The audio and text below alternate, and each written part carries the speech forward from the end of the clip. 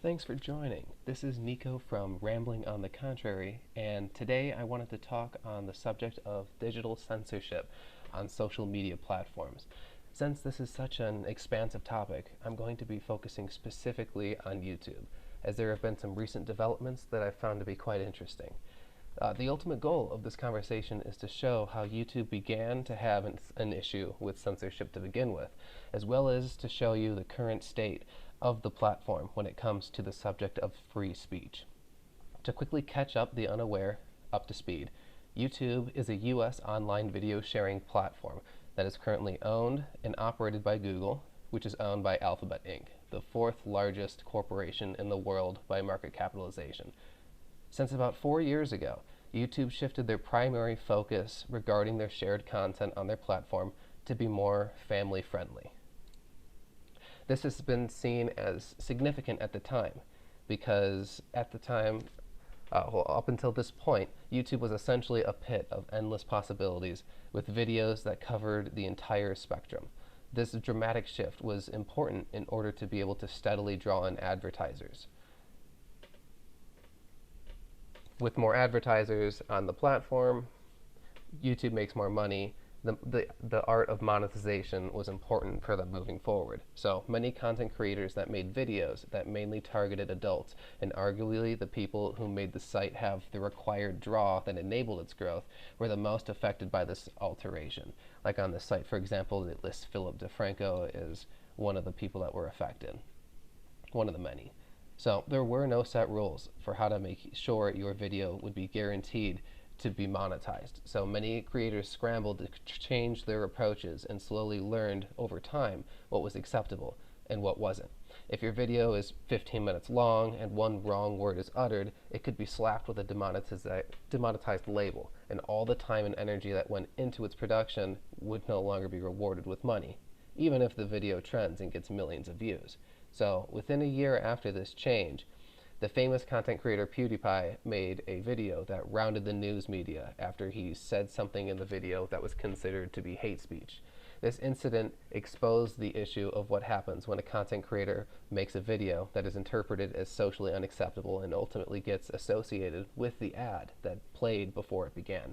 Many internet-savvy people refer to what happened as the ad apocalypse, as large companies from Ford to Pepsi withdrew their advertisements from the entire platform and demanded the site fix the problem before they would consider rejoining. Now, there have been multiple ad apocalypses over the years, and some people estimate the fifth one is around the corner. As within the past week, a creator by the name of H3H3 made a video that exposed another channel for being socially toxic and contributing to the spread of internet bullying and dismissal of the importance of mental health. As a consequence to this video, the content creator in question lost their main sponsorship due to how much attention H3H3's video drew. And it seems what goes around comes around, as the fan base of this creator the fan base of the creator that reported H3H3's exposal video so many times that Old Spice had to step in and announce the removal of sponsorship from H3H3 in order to try and mitigate the media blowback and distance themselves from the issue itself. In addition to YouTube trying to solve their site's monetization problem by encouraging squeaky clean and objectionably safe for consumption videos, they have now started to crack down on live streaming on their platform. Their rules and restrictions for what is allowed to be viewed and shared have become so expansive that even innocuous channels, such as for reviewing video games, is feeling the effects. This content creator goes by the name of ACG, and recently, a day ago, he posted that he lost about 15,000 watchers and listeners when YouTube forced them to take the podcast down and removed them from being able to stream. Now, keep in mind, this content creator only reaches an audience of 600,000 people. I say only, but it's just to emphasize that they're a smaller community when you compare it to somebody as big as Joe Rogan on the platform. Joe Rogan is close to breaking 10 million subscribers, and he's recently announced that he is moving to Spotify. You can even see down here, ACG has opened up a Spotify podcast platform himself. JRE is doing the same thing. Now, in his case, he did it because he signed a contract, but it's still arguable that he was motivated to leave because he doesn't see YouTube as a viable home for his livelihood for the long term. Now, even if that wasn't the case, it still says a lot about what little YouTube has done for him financially or to keep him as a part of their community. To me, it seems someone getting off their site that suggests new ideas and controversial discussion occasionally would ultimately benefit them. So on one last note, regarding the mention of YouTube wanting to distance themselves from anything that can be viewed as controversial and could spark social outrage that leads to the consequence of advertisers leaving their platform, it is worth mentioning that this issue doesn't simply stop at demonetization. So, as you've heard, there is a history of whenever a content creator on YouTube says something that a sect of users find to be offensive or simply disliked, there is a significant chance advisors will back out.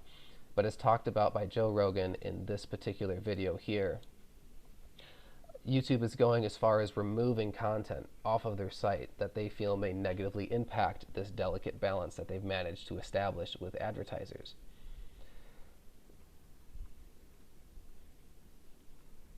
So I can even show a little here. Opposing points of view, they'll leave televangelists up. But then it gets to these doctors that are saying, we're looking at the statistics, this is the deaths in terms of age groups, and this is why it's not nearly as dangerous as we thought it was, and these quarantines are not the best way to handle it. We think there's better way. They'll take that video down. So, as a specific and currently trending example, all content creators are avoiding the use of the word coronavirus. Otherwise, their video is instantly demonetized, even if the word is just used in jest or is simply used in an intro by someone saying something positive like, I hope you're all doing all right dealing with this virus. Their video loses monetization, but it doesn't stop there. As he points out right here, practicing physicians who post videos where they have differing opinions or takes on something within the realm of the coronavirus subject, they are being removed from the platform altogether.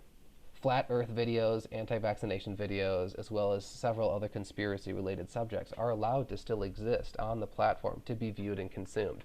But if you so much as talk about coronavirus in a narrative that is not the most socially accepted one, your voice gets silenced. So the issue here is, where should the line be drawn? In this instance, when you remove a video about a doctor giving a rational take on what's happening statistically and the consequence is being silenced, it does two things. It removes their ability to communicate with their audience, and as Joe Rogan puts in this video in just a few more seconds, he would say it strengthens the resolve of the people on the other side. As it shows them there is no debate allowed, and since the subject cannot be discussed, the points that they hear resonate with them, and thus it becomes harder for their minds to be changed or for their positions to be challenged. Not talking about the issues society faces is not the answer. Take China, for example. The people who live in Hong Kong right now, they're suffering greatly under the Chinese regime, desperately fighting what seems to be a losing battle for democracy. Tibet is very well aware of the lengths China goes in order to keep them in line. The month of March in Tibet is known to be a celebration for their vitality, their strength. And March 10th in specific is Tibet's Uprising Day. So during the entire month of March, it's a very intimidating video. In that video, what you see is Chinese military might show off. It's a wow factor in a sense. All this for people who have no weapons. All this against people who, if there were a protest, just rise up with their fist. This is a show of their strength, just to tell people, we don't want to hear anything. You are happy under the Chinese rule. They show it on TV, on their government. This entire video airs on their televisions for the entire month. It demonstrates, as they were saying, the size of their coordinated military and shows what kind of force could be used if Tibet tries to stir the pot. So next week I will be talking about China's influence on the media and entertainment we all consume, and to what lengths they go to suppress all voices that are against the spread of communism. But before I go, I want to leave you with this video that was posted to YouTube just a few hours ago that's relevant to the talk of YouTube censorship. Alright guys, this is about 5 or 10 minutes after I finished up the weekly sip for today. And I had commented on this little thingy here. YouTube automatically deletes the Chinese phrase communist bandits, which is these symbols in all comments now. It means communist bandits in Chinese. Now anyone who writes a comment on YouTube which has this Chinese word will be automatically deleted. Many people have tried it, even if they just write the symbols in the comment. That comment will be deleted right away. I want to know why this word is a forbidden word to use. This is not even a swear word. Are we not allowed to be anti-Chinese Communist Party now? Well, turns out this was posted on the official YouTube help forums, the Google support.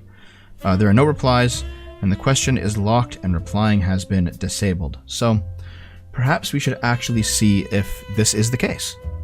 I'll copy the symbols. I'll go to the weekly sip. Here it is. No comments, at least right now. Paste. Comment. There it is. I'll even pin it. Pinned. There it is. I go to the video comments, refresh, and there it is. 11 seconds ago, I posted that comment.